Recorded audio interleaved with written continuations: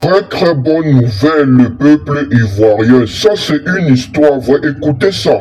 Peuple ivoirien, écoutez attentivement cette histoire vraie que personne n'ose raconter. Ça ne s'est pas du tout passé comme prévu. Dramane Ouattara n'a pas vu clair dedans. Complot déjoué à minuit à la dernière minute. Le grigou Dramane Ouattara avait déjà prévu déjà des nouveaux-nés dans les hostos de Cocody pour faire croire que Laurent Gbagbo ne peut plus rien créer. Mais Ouattara a tapé poteau. Chérif Ousmane, accompagné de ses dozos, ont repéré les différents hostos pour accomplir ce sombre dessein. C'est ainsi que sans plus attendre, vu que Ouattara voulait faire déjà tous les nouveaux-nés dans les maternités, ainsi que les orphelinats offerts par le président Laurent Gbagbo, quelque chose d'inattendu s'est produit. Un adage célèbre dit « Les murs ont les oreilles ». Chérif Ousmane et ses dozos avaient déjà franchi le seuil de la première maternité du côté d'Adjamé. Les chiens du quartier ont commencé à hurler et à faire du vacarme. Mais têtu qu'il soit, Chérif Ousmane et ses dozos sont quand même entrés. Au environ de minuit 30, la maternité était calme, que ce soit dans les couloirs ainsi que dans les autres pièces.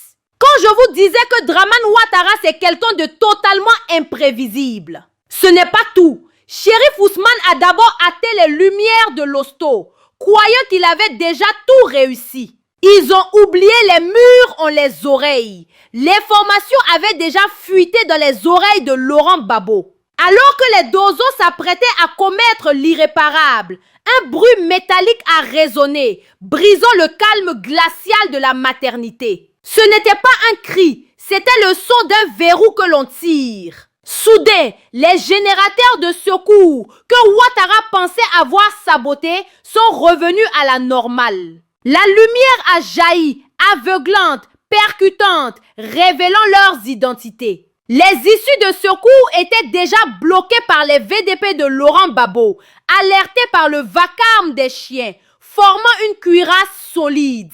Au milieu du couloir central, un des vampiros d'ozo de Chérif Ousmane tenait un nouveau-né enveloppé dans un pagne blanc, s'apprêtant à s'engouffrer dans une porte dérobée pour disparaître des radars dans la nuit. Il pensait que le chaos des chiens lui servirait de couverture, mais il s'est retrouvé nez à nez avec une vieille sage-femme, les bras croisés, le regard de feu, entouré des jeunes du quartier qui venaient de forcer l'entrée arrière. Le dozo, pris de panique, a tenté de reculer, mais ses jambes tremblaient. Lui qui se croyait invincible avec ses gris-gris, il a réalisé que face à l'innocence d'un bébé, ses fétiches n'avaient aucun pouvoir. Les jeunes l'ont encerclé en criant « C'est ça votre courage? C'est ça votre mission ?» On l'a forcé à poser l'enfant doucement sous les huées et les sifflets. On l'a filmé, son visage défiguré par la peur, lui qui fuyait comme un rat d'égout. Chérif Ousmane se maboulit, voyant que les VDP filmaient tout ce qui se passait avec leur téléphone, dut battre en retraite, comme toujours, en abandonnant son propre élément. Le dozo attrapé pleurait, suppliant pour sa vida, alors qu'il y a 10 minutes, il se croyait maître des lieux. L'information est remontée comme une traînée de poudre jusqu'au palais. L'un des leurs avait été filmé en train de tenter de déjà un bébé dans une des maternités d'Adjamé. Gbagbo n'a même pas eu besoin de lever le petit doigt. La simple vigilance du peuple suffisait. Partagez cette vidéo partout. Ça, ce sont les choses qui se passent de manière inaperçue, mais personne n'ose parler. Aujourd'hui, tout va mal, mais demain, tout ira mieux. Ne l'oubliez jamais, l'équipe. Mais c'était le Birahima Ouattara qui vient porter la voix d'Alassane Ouattara, qui lui-même est candidat à Bobo. Quand vous regardez cela, vous voyez, regardez seulement, et j'espère que mes analyses, je les ferai ressortir pour plus tard. Je vais revenir aussi sur une analyse concernant les législatives. Et je suis en train de boire du petit lait, parce que je sais déjà le scénario, ce qui va se passer dans quelques heures. Normalement, vous allez voir ce qui va se passer. Et j'espère que les gens avec lesquels j'échangeais ici, qui me prenaient en fait pour, je sais pas, d'autres dizaines d'anarchistes et autres, je vais rigoler. La dernière émission télévisée que j'ai eu à faire, on échangeait sur tout C'est-à-dire, on échangeait sur la campagne. Et puis, à un moment, j'ai arrêté les gens, j'ai dit, mais c'est quand même fou, la magie des législatives. En Côte d'Ivoire, on a une particularité. Au présidentiel, vous allez voir que les partis d'opposition et le parti au pouvoir sont diamétralement opposés sur des éléments centraux.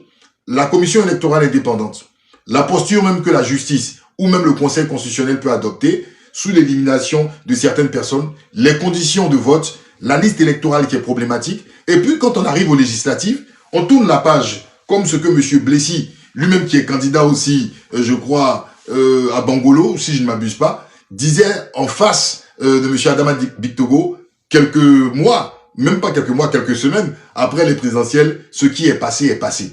Les Ivoiriens ont une facilité, une capacité à être amnésiques. Je sais pas, c'est fou. Les Ivoiriens ont une capacité à être amnésiques, c'est-à-dire un événement peut même choquer 3 à 4 semaines, l'Ivoirien oublie complètement, comme si on a mis une machine à enlever tout dans sa tête. J'ai reposé la question. J'ai dit, mais comment se fait-il que aujourd'hui, on n'émet aucune réserve sur cette commission électorale indépendante? Et je me rappelle sur le plateau, mon grand frère et doyen, pour qui j'ai beaucoup d'admiration, Jean-Paul Leroy a dit, ne reviens pas avec ta même rengaine. Cette rengaine va être ressortie. Cette rengaine, en ce qui concerne la CEI, va être ressortie. Et c'est déjà le cas à Yamoussoukro, pour le PDCI RDA, qui a tiré sur la sonnette d'alarme, et à Béoumi, où ils ont tiré sur la sonnette d'alarme. Et d'autres personnes même, je pense que le candidat indépendant, M. Assalé Timoko, au niveau des Tia Salé, parlait d'un fonctionnement assez étrange. D'accord? Assez étrange. Vous voyez que les choses reviennent à la surface. Je pense que, à même Porbo aussi avec Emou, moi je suis en train de rigoler. Parce que quand je le disais, je tirais sur la sonnette d'alarme, les gens me disaient, oh non, non, non, non, tu aimes toujours revenir sur le passé, tu aimes toujours revenir sur ton... Je dis, mais non, un problème qui n'a pas été résolu à la racine, vous utilisez ce même mal-là qui a créé des tensions pour aller encore dans un autre, d'accord, un autre test. Mais vous allez mordre la poussière. Et je dis que ce pouvoir RHDP qui attend renouvellement, hein, vous voyez aujourd'hui que Téné Birima Ouattara est vraiment mis en avant. Il est mis en avant. Le cycle du RHDP, c'est 2015. Une alliance avec le PDCI RDA dont on ne voyait pas forcément les têtes de proue. Quand même, quelques personnes sortaient la tête. Je vais parler d'Ahmed Bakayoko et autres. 2020, c'était le moment de gloire d'Ahmed Bakayoko. Bon, on a eu même 2020, 2019. On a eu Amadou Gon Koulibaly qui est parti. Ahmed Bakayoko est venu, il est parti. Et 2025, celui qui est mis en avant, aujourd'hui, c'est Téné Birima Ouattara au détriment de Bictogo. Ils sont en train de renouveler complètement parce qu'on a le cycle naturel. Ouattara, il y a l'âge. Ouattara, que l'on veuille ou pas, Ouattara, il est fatigué. Donc, aujourd'hui, ils sont en train de mettre des pions.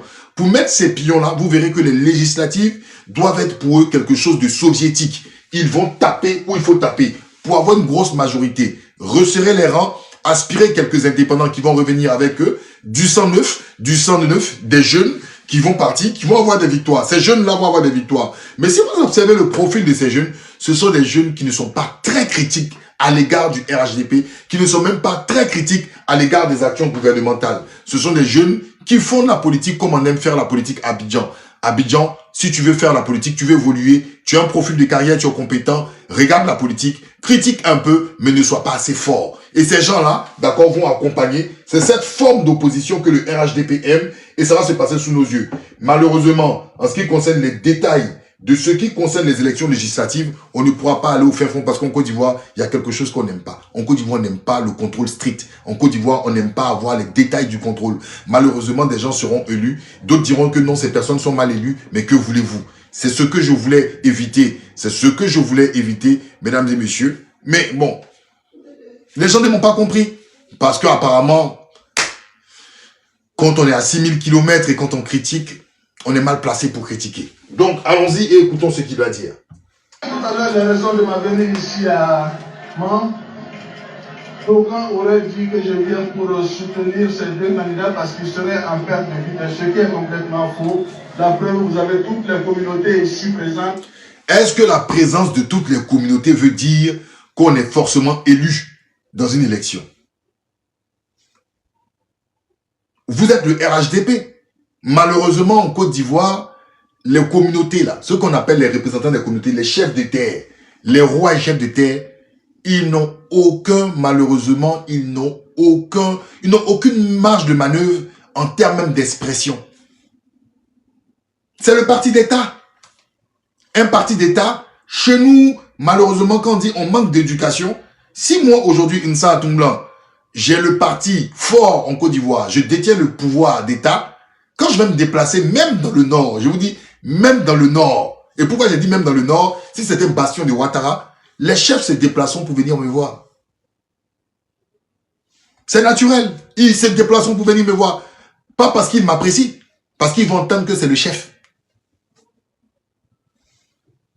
Il y a une chambre des rois. Il y a une chambre des rois et chefs traditionnels, non? Normalement. Et on leur dit, en plus, qu'ils doivent avoir un droit de réserve. Mais ils vont se déplacer parce qu'on dit, je suis le chef. Vous avez déjà vu un chef traditionnel parler du deuxième mandat ou du troisième mandat. Souvent même, quand il y avait un débat en 2020 sur le troisième mandat, des chefs d'État se sont déplacés en personne. Ils sont allés s'asseoir devant Ouattara pour dire, il faut te présenter encore.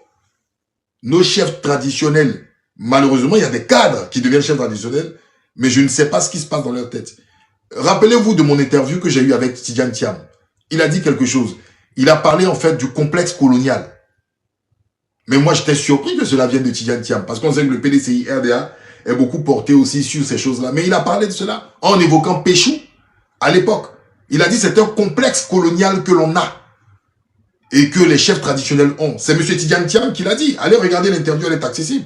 Je lui ai posé la question, mais pourquoi nos chefs traditionnels, comme dans les pays tels qu'au Ghana ou même au Burkina avec le Moro Naba, ne prennent pas, ne participent pas au débat où il y a une situation clé du pays? Il m'a regardé en rigolant. Il m'a dit non, je pense que, à son humble avis, Tidjane Thiam l'a dit, c'est un complexe colonial que l'on a eu depuis la colonisation. Le complexe du chef.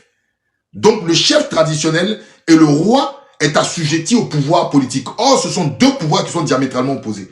Et dans ces genres de moments-là, nos chefs traditionnels peuvent prendre ou même tenir des discours qui peuvent apporter une bonne part, d'accord, à l'apaisement. Mais au moment où on les entend jamais. Donc, je vais dire, M. Téné Birahima Ouattara, dans notre réalité à l'ivoirienne, là, la présence de toutes les communautés ne veut pas dire qu'on a forcément remporté une élection. Ça veut absolument rien dire. Parce que ce ne sont pas forcément les représentants des communautés qui vont dans l'isoloir pour voter. Ce sont les habitants. Ceux qui doivent voter là, c'est eux. Donc, ça ne veut absolument rien dire. Le chef de communauté peut influencer le vote, malheureusement. Mais le vote ne doit même pas être influencé par ces chefs de communauté. C'est le programme de l'individu, celui qui vient donner son offre au marché politique, qui doit influencer les citoyens. C'est quand même dommage. Vous voyez, en fait, comment on est très en retard. Tout cela ne contribue pas au développement. Je suis dans le regret de vous le dire. Tous ces détails ne contribuent aucunement au développement. C'est pas parce qu'on pose une infrastructure qu'on va dire qu'on est développé. Le développement doit se voir dans notre façon de penser de tous les jours. C'est ça le développement. Le développement, ne pensez pas que je vais venir vous mettre une voie là, bitumée là, je vais vous mettre des camions. Ça veut dire le développement. Le développement doit se faire même dans notre façon de penser et de nous exprimer et de réfléchir. C'est ça le développement. Un pays qui est développé, quand tu vois l'état de réflexion de ses populations, tu dis, ah ok. Bon, allez, on va y aller. Pour ne pas que je perde le fil.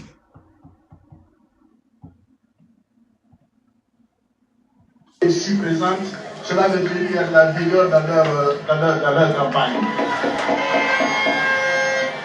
Alors, nous sommes là pour nous parler, il faut qu'on se parle sérieusement.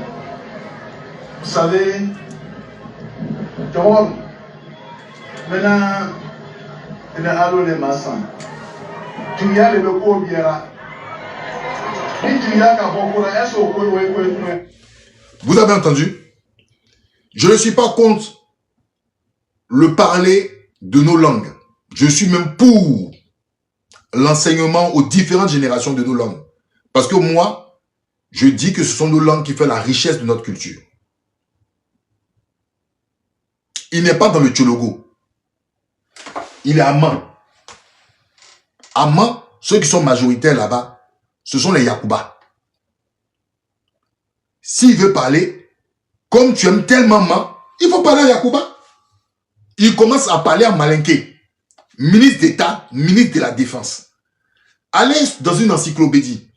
Allez dans une encyclopédie, prenez le dictionnaire ivoirien, l'encyclopédie Côte d'Ivoire, vous allez voir capitale Yamoussoukro, capitale économique Abidjan, superficie 322 463 km², langue officielle français. Le Mali, ils ont décidé aujourd'hui que le Bambara soit aussi langue officielle avec le français. Assimi Goïta, quand il parle souvent dans les interviews 2 fois. Il parle en français et il parle en Bambara.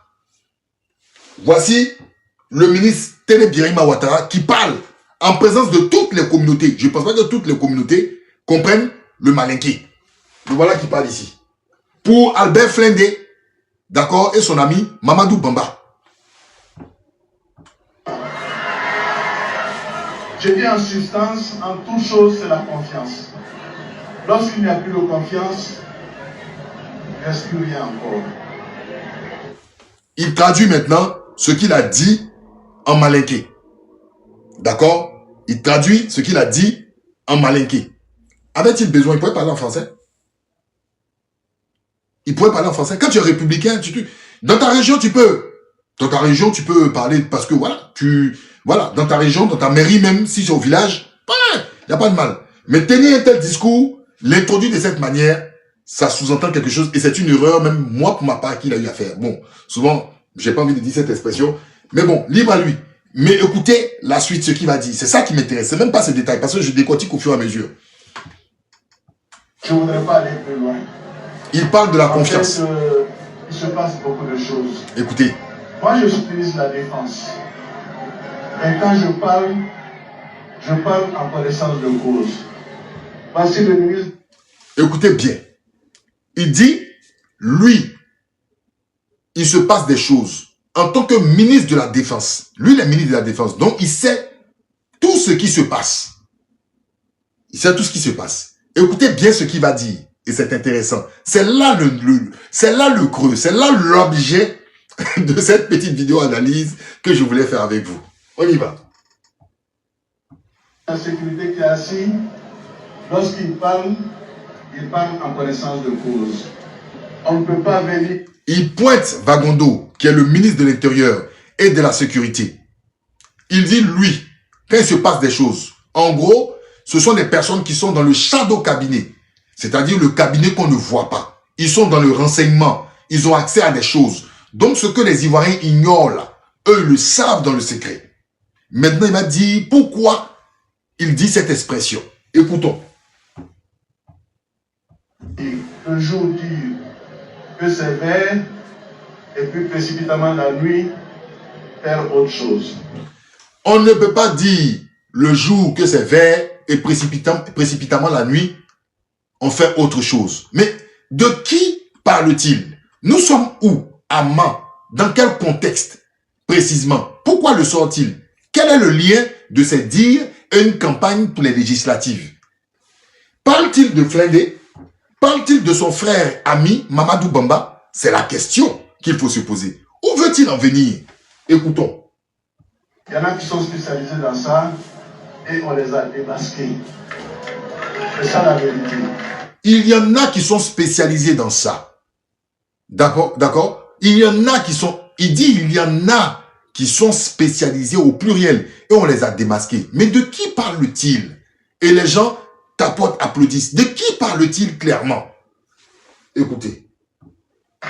Je ne voudrais pas aller plus loin. Ah. Très personnellement, j'ai de la peine. J'ai de la peine pour la simple raison que nous pensions que nous formions une famille, la famille du RHTP. Comme l'a dit tout à l'heure le ministre Mabri. Franchement, je ne veux pas aller plus loin. Franchement, j'ai de la peine. Franchement, j'ai de la peine. Je pensais que nous formions une famille. Formions une famille. C'est de l'imparfait. Nous formions une famille. Je pensais que nous formions une famille. Et il donne le parti qui est le RHDP. Donc il ne s'agit pas du PPACI. Il ne s'agit pas du PDCI. Il ne s'agit pas d'un indépendant. Nous formions une famille qui est le RHDP. Le regret, l'amertume. Mais il précède le regret et l'amertume par son poste de ministre de la Défense et il interpelle le ministre de l'Intérieur. Les deux forment, d'accord, ce que j'appelle ce shadow cabinet qui ont accès, d'accord, à ce dont on ignore. Et il dit, je ne veux pas aller plus loin en entrant dans les détails, mais il parle d'amertume. De quelle amertume parle-t-il? Écoutons. Et il interpelle Mabry Toakus. Quand on se dit RHTP, il y a un minimum à respecter. C'est d'abord de participer aux réunions du mouvement politique dont tu te réclames. Donc, quand se dit RHDP, il y a des choses dont il faut faire participer aux réunions du parti. C'est M. Téné Birahima Ouattara qui sort, qui nous informe qu'il y a une personne qui ne participe pas aux réunions du parti. De qui parle-t-il? On y va. C'est la première chose. La deuxième chose, c'est de prendre part à toutes les activités de cette formation politique. Mais alors, qu'est-ce qui se passe? Quand les élections arrivent, on voit des gens surgir pour dire qu'ils veulent être candidats. Candidats à leur propre compte, pas au compte du RHDP. Le RHDP a... Ah, donc il s'agit de Sidiki Konaté. Il s'agit de Sidiki Konaté. Parce que Sidiki Konaté était au RHDP et il est candidat indépendant dans la ville de Mans. Donc on nous apprend que Sidiki Konaté est un militant indiscipliné au sein du RHDP. Ça, c'est une information, c'est la cuisine interne du RHDP. Mais M. Téné Birahima Ouattara nous fait le scoop. Il nous dit encore que M. Konaté Sidiki, dans la journée, il parle vert et la nuit, il agit d'une certaine manière. Et il dit, il y a des informations que lui et M. d'accord, Bakongo, ministre de l'Intérieur, ne souhaitent pas révéler. Ça veut dire que M. Téné Birahima Ouattara et M. Bakongo ont accès à des informations concernant des hommes politiques. Au-delà de leur famille, ils ont accès à des informations sur des hommes politiques. Or, nous savons très bien que le renseignement et le poste de ministre de l'Intérieur et ministre de la Défense sont des choses diamétralement opposées. Parce que la justice, d'accord, oui, Vagondo, j'ai dit Vagondo, ministre de l'Intérieur, M. Téné, ministre de la Défense. Autant pour moi. C'est en m'exprimant rapidement. La justice aussi a son rôle. C'est pour cela qu'on parle d'une nomenclature qui est assez organisée. Un ministre ne peut pas être tout puissant et venir se permettre même à s'aimer le doute au sein d'une campagne dans la tête des militants. Parce que cette information, c'est une information qui est la cuisine interne du RHDP. On ne peut pas l'exhiber là. Si M. Sidiki Konaté ne participe pas aux réunions, c'est vous, parti du RHDP, qui devez prendre des décisions. Maintenant, si vous décidez de mettre ces informations-là au public, vous les livrez dans un cadre, mais pas dans un cadre législatif. D'accord? Donc, c'est une cuisine interne. Mais on nous fait comprendre que M. Sidiki Konaté est un monsieur indiscipliné, est un monsieur dont ils auraient des informations. C'est lui qui l'a dit. On va écouter la suite aussi. Écoutons. J'étais à deux candidats, c'est Momo qui est là. Et ça me dit même sur la chronique.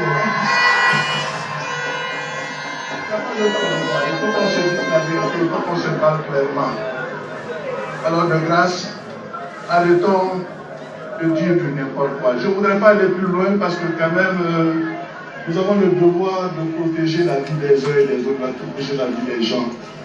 Donc j'aurais pu dire plus que ça. Alors, il dit nous avons le devoir de protéger la vie des gens. Mais le fait déjà de venir ici, s'aimer le doute dans la tête des gens, qu'est-ce que les gens penseront? Qu'est-ce que les gens penseront clairement? Vous avez à moitié donné la cola, il fallait donner la totalité de la cola, cela nous intéresserait. Moi, à titre personnel, cela nous intéresserait, qu'on puisse mieux comprendre. Mais moi, il y a quelque chose, en allant plus loin, que je vais creuser. Parce que Sidiki Konaté, ce personnage-là, ce n'est pas la première fois. Et Sidiki Konaté est la prorogation de quelque chose qui se passe. Il y a des clans au sein du RHDP. Sidiki Konaté est toujours vu comme quelqu'un qui est en lien avec Soro Guillaume. Parce qu'il n'a jamais lié son amitié pour Soro Guillaume au moment où tout le monde jetait à la vindicte populaire Soro Guillaume. Mais loin de là, il a peut-être su le système Alassane Ouattara. Et c'est là que je comprends que M. Téné Birahima Ouattara n'a pas d'amitié pour moi, il n'a jamais eu d'amitié pour Soro Guillaume. Peut-être Soro Guillaume a été, à un moment de l'histoire, il était un élément clé dans l'accession au pouvoir de M. Alassane Ouattara. Donc, ils l'ont fait pour. D'accord? Ils l'ont fait pour. M. Sidiki Konaté n'a jamais craché sur ce lien de respect avec M. Soro Kibafori Guillaume. Donc, il y a une épuration, une machination qui est en train de se faire. Les derniers soroïstes sont rentrés dans les rangs. J'ai vu la vidéo d'un monsieur qui est rentré, qui était quelqu'un qui était aussi un soroïste, c'est un certain monsieur Zier. Quand il parlait, c'était du docteur Ousmane Chérif. Limite, demander pardon, ne pas nier que nous sommes une famille au RHDP, c'est ce qu'il était en train de dire, et c'est ce qui se passe. Et M. Konaté Sidiki est en train de s'isoler davantage. On a vu M. Tefour Kone aussi. La plupart des soroïstes qui rentrent, d'accord, sont en train de rentrer dans les rangs. Parce que le pouvoir Ouattara durcit. En plus, avec l'avènement de M. Téné Birahima Ouattara, je pense que ça va tourner à un 180 degrés. Donc, vous êtes en train de voir la fin, tout simplement, d'un chapitre concernant les soroïstes. Les plus irréductibles soldats de Soro Kibafouri Guillaume resteront avec eux.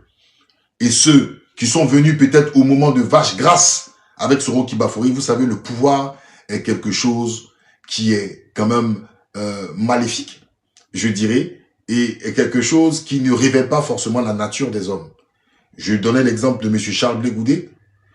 Il était au courant de tant de choses, mais il était aux côtés de M. Laurent Gbagbo.